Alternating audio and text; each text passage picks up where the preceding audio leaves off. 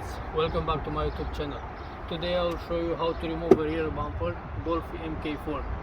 For this thing you have to remove the tail lights, because you can see over here you have one bolt here, it's under the tail lights. You have to remove it. I'll drop some video on the description how to remove the tail lights. Let's get started.